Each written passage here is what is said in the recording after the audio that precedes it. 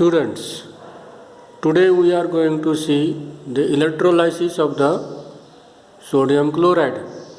So, we will discuss the sodium chloride electrolysis in the three steps. First step is at the electrode.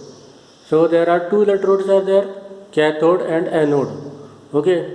So, at the cathode, we are going to take so we are having the arrangement here, and we'll first see the arrangement of the electrolysis here.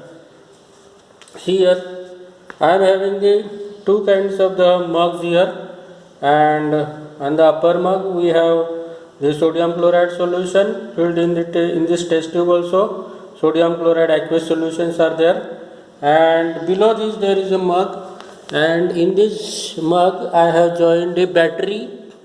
There are two terminals to these batteries, one is the black wire and other is the red wire. So these are connected with these terminals which are there in the graphite electrodes are there, and they are joined with the black and the blue wire.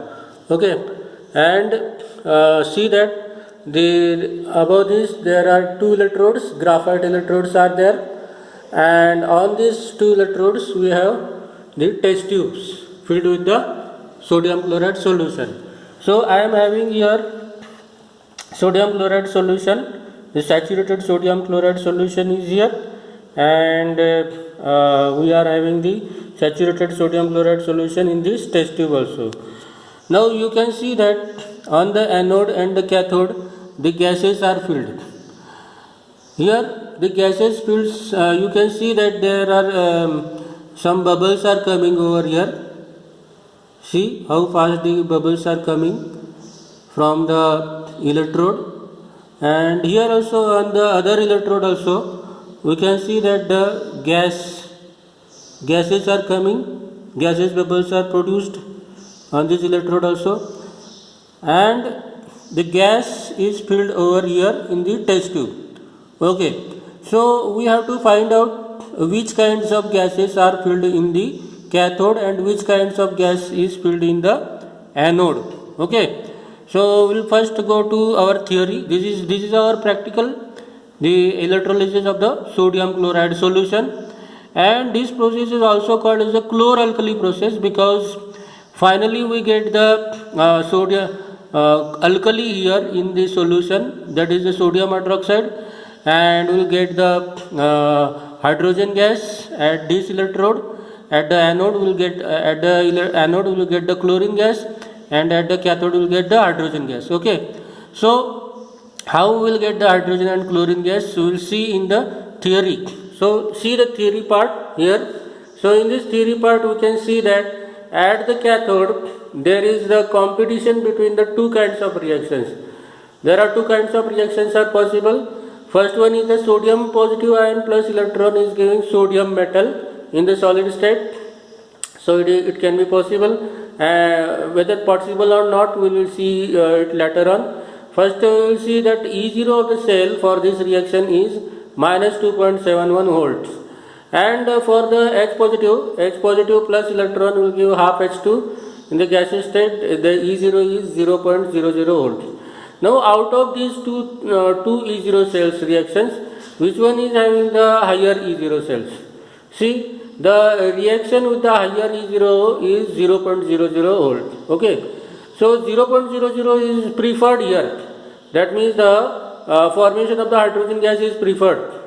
Okay, now the hydrogen gas is produced from the H positive ion. So H positive plus electron is giving half H2, but H positive is produced from what? H positive is produced from the water. So therefore H2O plus H2O is producing H positive plus OH negative, and if I add both of these reactions, then I will have the cancellation of H positive from both these reactions, and finally we get the total reaction as H2O plus electron is giving half H2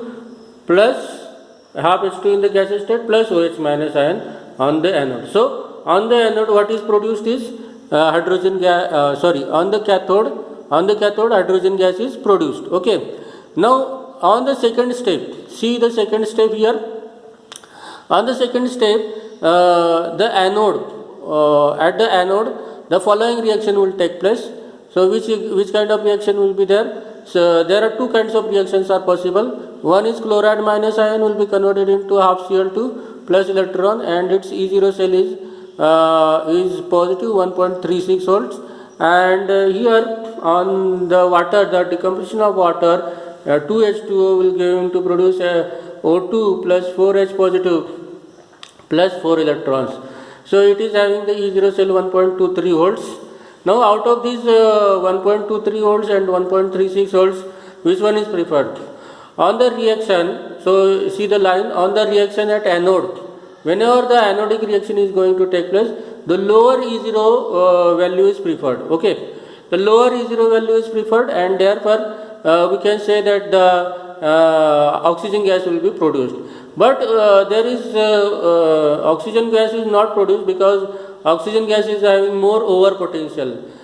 So therefore it cannot reach up to that electrode, and the oxygen gas is not produced. And because of that, what is happening? The second option is what? Chlorine. So therefore chlorine gas will be produced at the anode. Now here see the overall reaction. Now in this actual case, you can see that this is our actual case which is going to take place. Here on this electrode, what is going to take place? The hydrogen gas is going to be collected. See that the hydrogen gas bubbles are coming. Okay, hydrogen gas bubbles. Can you see? Continuous the hydrogen gas bubbles are coming over here, and over here the which gas? Chlorine gas is coming over here. Now the chlorine gas, okay, chlorine gas is collected over here at the anode. Now the overall reaction, the third point is that the overall reaction. So overall reaction is the NaCl is going to decompose into Na positive and Cl negative. The positive Na positive is the cation, Cl negative anion. Both of them are in the aqueous condition in the water, and the cathodic reaction is H2O plus electron is giving half H2 plus OH minus ion, and anodic reaction is Cl minus ion is converted into half Cl2 plus 1 electron. Now here electron will be cancelled, and then all these three reactions I will add together. Then after addition of all these three reactions, what I will get is NaCl plus H2O is giving Na positive plus OH negative. That means NaOH. So finally what we get is the NaOH plus half H2 plus half Cl2. That now this kind of reaction is there in the 10th class, and in the 10th class you studied that the name of the reaction was given, that is the chloralkali reaction. Okay, chloralkali process. So in that chloralkali process, why it is called as chloralkali process? Because the chlorine and NaOH, chlorine and alkali is produced in this reaction, and therefore it is called as a chloralkali process.